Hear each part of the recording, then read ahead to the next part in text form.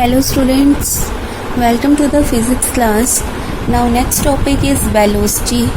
जैसे हमने speed discuss किया था उसमें आया था speed is equal to distance upon time. Velocity में आता है displacement upon time. Means velocity of an object is defined as the ratio of displacement and the corresponding time interval taken by the object. That is velocity is equal to displacement upon time interval. Velocity एक vector quantity है as displacement is a vector quantity and time तो scalar ही होता है तो ये vector आ जाएगी. But speed में डिस्टेंस था तो डिस्टेंस स्केलर था, दैट्स वाई स्पीड भी स्केलर थी. Velocity is a vector quantity and velocity जो होती है वो पॉजिटिव भी हो सकती है, ज़ीरो भी हो सकती है, नेगेटिव भी हो सकती है. As displacement is positive, zero और नेगेटिव. अगर डिस्प्लेसमेंट हमारी पॉजिटिव है तो वेलोसिटी पॉजिटिव आएगी, डिस्प्लेसमेंट ज़ीरो है तो वेलोसिटी ज़ीरो आएगी एंड डिस्प्लेसमेंट अगर नेगेटिव है तो वेलोसिटी भी नेगेटिव आ जाएगी. Now units of velocity in CGS system, वही सीजीएस में डिस्प्लेसमेंट के लिए आप यूज़ करोगे सेंटीमीटर एंड टाइम के लिए सेकंड. तो सीजीएस में आ जाएगी सेंटीमीटर पर सेकंड एंड इन एसआई आ जाएगी मीटर पर सेकंड. डायमेंशनल फॉर्मूला वही स्पीड वाला. डिस्प्लेसमेंट के लिए L1 एंड टाइम के लिए T1, तो ये आ जाएगा L1 T-1. Now uniform motion in a straight line. Uniform motion का मतलब होता है कि अगर आपके पास जो वेलोसिटी है वो सेम रहे. An object is said to be in uniform motion if its velocity is uniform. Velocity uniform होनी चाहिए, सेम होनी चाहिए. उसका हमने क्या किया था सेम के लिए equal displacement in equal interval of time, तभी उनकी रेशियो सेम आएगी एंड जो वेलोसिटी होएगी वो सेम होएगी, यूनिफॉर्म होएगी. टाइम इंटरवल्स छोटे हो सकते हैं, बड़े हो सकते हैं, दैट डजेंट मैटर. बट जो आपके पास डिस्प्लेसमेंट होनी चाहिए वो इक्वल होनी चाहिए in equal interval of time. अब यहाँ पर हमने दिखाया हुआ है एक ऑब्जेक्ट है जो मूव कर रहा है अलोंग OX, राइट. यहाँ पर ये OX के अलोंग मूव कर रहे हैं. O क्या है, ओरिजिन है फॉर पोजीशन मेजरमेंट. मींस आपने यहाँ से पोजीशन मेजर करनी है. अब O है वो भी किसी ना किसी और ऑब्जेक्ट से किसी और पोजीशन से कुछ फाइनाइट डिस्टेंस पे होएगा. बट आपके लिए ये ओरिजिन है, मतलब आप ये मानोगे कि यहाँ पर जो उसकी पोजीशन है वो ज़ीरो है, डिस्टेंस ज़ीरो है. आपने यहाँ से मेज़र करना है जो भी डिस्टेंस है एंड टाइम ज़ीरो है एट O. टाइम ज़ीरो का मतलब जैसे टाइम मान लो वहाँ पर तब 10 o'clock टाइम है, 10 AM है. बट आपने उस 10 AM को ये नहीं कंसिडर करना कि पहले क्या टाइम था. आपने वहाँ से मेज़रमेंट स्टार्ट करनी है कि 10 AM पे उसकी पोजीशन ज़ीरो थी. 10:05 मान लो T1 है तो वो 10:05 मतलब 5 मिनट्स में उसकी पोजीशन जो होगी वो मान लेते हैं हम A है. फिर अगर मान लो टाइम T2 है जो वो 15 मिनट्स है, मीन्स आप 10 o'clock से 10:15 पर आ गए एंड जो उसकी पोजीशन बन जाएगी वो बन जाएगी B. तो ये origin for the position measurement choose किया हुआ है एंड टाइम के लिए भी यही सेम ओरिजिन लिया है हमने इसमें. तो टाइम ज़ीरो इंडिकेट कर रहा है कि time is measured from the instant when the object is at O. A position है at time T is equal to T1 and B जो पोजीशन है वो टाइम पोजीशन है at T is equal to T2 such that जो OA है हमारे पास वो है X1. मीन्स जो फर्स्ट पोजीशन है उसको X1 मान लिया एंड जो OB है वो X2 है, मतलब टाइम T2 पे सेकंड पोजीशन जो है वो X2 है. नाउ अगर आपको डिस्प्लेसमेंट निकालनी हो तो डिस्प्लेसमेंट क्या आ जाएगी. अगर डिस्प्लेसमेंट निकालनी है हमें इन the time interval T2 minus T1. अब यहाँ से यहाँ तक जाने में उसने T1 टाइम लिया एंड यहाँ से यहाँ तक जाने में उसने लिया T2 टाइम. तो T2 माइनस T1 करेंगे तो मीन्स ये वाली पोजीशन आ जाएगी. मीन्स आपने जैसे 10 AM बोला, 10 AM से वो 10:05 तक तो यहाँ पर आया. फिर आपने बोला कि 10:15 पर वो यहाँ पहुँच रहा है. अगर आपको निकालना है कि उसने कितना डिस्प्लेसमेंट किया इन बिटवीन 10:05 टू 10:10 10-15 सॉरी, तो आप क्या करोगे, इन दो पोजीशन का ही सब्ट्रैक्शन लोगे। तो यहाँ पर वही है कि displacement of the object in the time interval t2 minus t1 will be equal to AB। AB का मतलब, अब AB से हमें डायरेक्ट ये पोजीशन नहीं मिलेगी, बिकॉज हमारा जो ओरिजिन है वो O है, हमें जो पोजीशन पता है वो O की विद रिस्पेक्ट में पता है। तो अगर हमें AB कैलकुलेट करना है तो हमें करना पड़ेगा OB माइनस में OA। तो OB minus OA and OB is equal to x2 and OA is equal to x1। तो आपके पास AB की वैल्यू आ जाएगी x2 माइनस x1। डिस्प्लेसमेंट आ गई। अब आपने निकालनी है वेलोसिटी। वेलोसिटी का फॉर्मूला होता है displacement over time, therefore velocity will be equal to x2 minus x1 over t2 minus t1, right. Now there are some important features of uniform motion. Uniform motion means जहाँ velocity same है। तो important features में first है आपके पास, for a uniform motion along a straight line in a given direction the magnitude of displacement is equal to the actual distance covered by the object। अब इसमें वो क्या बोल रहे हैं कि जो आपके पास डिस्प्लेसमेंट आ रही है फॉर यूनिफॉर्म मोशन वो डिस्टेंस के इक्वल है, राइट। अब क्यों है, क्योंकि यूनिफॉर्म मोशन में क्या है, वेलोसिटी सेम रहनी है। वेलोसिटी सेम रहने का मतलब ना तो उसका मैग्नीट्यूड चेंज होएगा, ना ही उसकी डायरेक्शन चेंज होएगी। डायरेक्शन चेंज नहीं होएगी मतलब एक ही डायरेक्शन में वो मूव कर रहा है। अगर वो एक ही डायरेक्शन में मूव कर रहे हैं means displacement will be equal to the distance, right. फिर सेकेंड फीचर है द वेलोसिटी।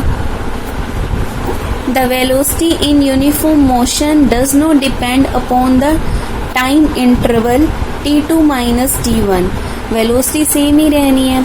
आप किसी भी इंस्टेंट पे निकालो जो आपके पास, जैसे मान लो फर्स्ट 5 मिनट में उधर उसकी डिस्प्लेसमेंट 20 है, नेक्स्ट 5 मिनट्स में भी तो वो 20 ही करेगा फॉर यूनिफॉर्म मोशन।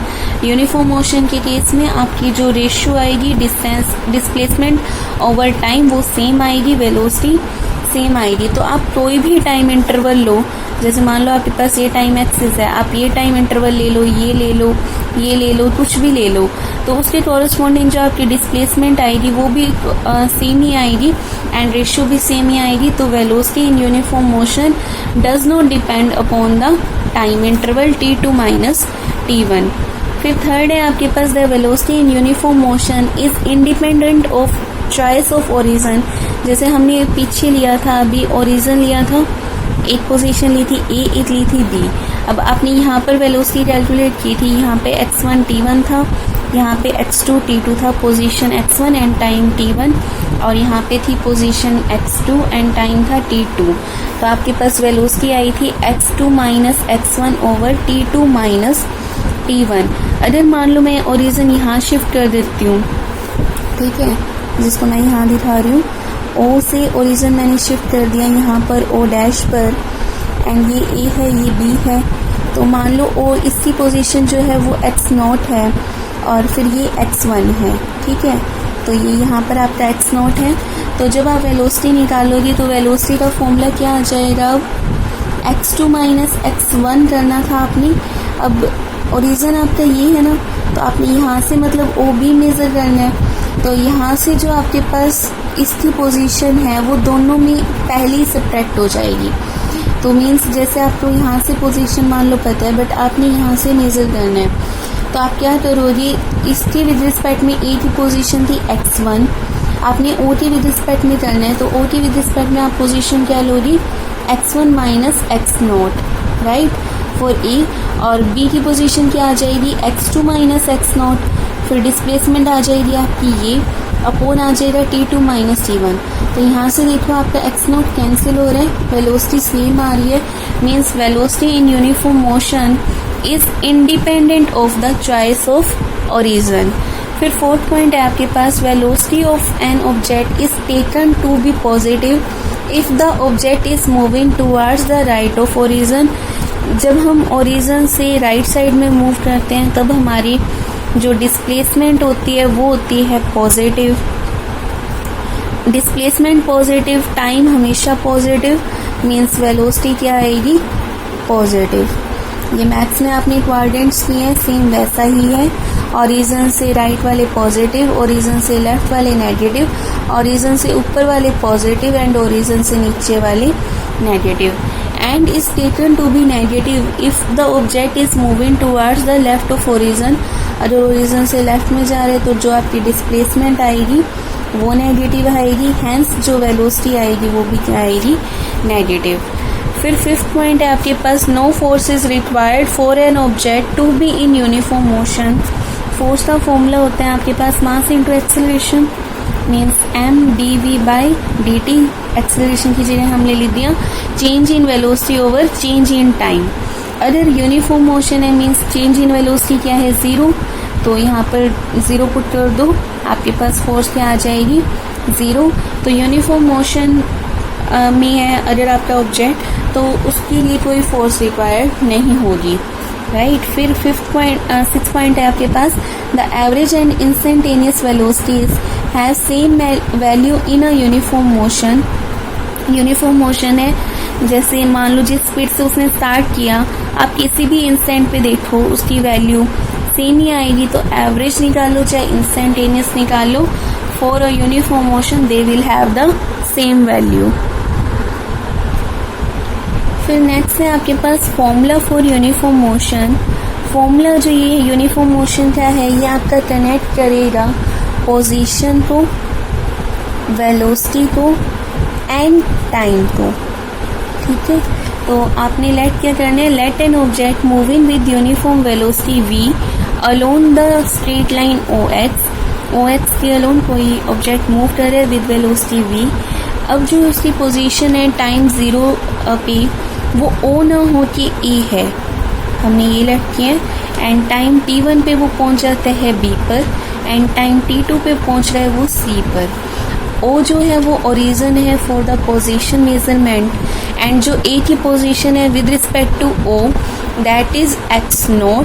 टाइम 0 था इसलिए हमने नोट लगा दिया। B जो है वो है टाइम t1 पे पोजीशन, तो हम लेट कर लेते हैं सो x1, एंड C के लिए हमने ले लिया x2, राइट। तो यहाँ पर जो आपके पास OB है, OB की वैल्यू क्या आएगी, OA plus AB, means x1 is equal to है आपके पास x0 प्लस में जो वो डिस्टेंस कवर कर रहा है AB। तो AB डिस्टेंस कैसे निकालोगे, वेलोसिटी आपको गिवन है v और टाइम क्या हो जाएगा t1 माइनस 0। तो वेलोसिटी इंटू टाइम से आपने निकालना है AB, तो ये आ जाएगा x1 is equal to x0 plus v t1। Now OC is equal to OA plus AC कैसे निकालोगे, वही वेलोसिटी इंटू टाइम से, तो ये आ जाएगा v इंटू में t2। Let this be equation 1 and this be equation 2। Now subtracting 1 from second we get क्या आ जाएगा, x2 minus x1 is equal to, ये कैंसिल हो जाएगा, v कॉमन आ जाएगा t2 माइनस t1।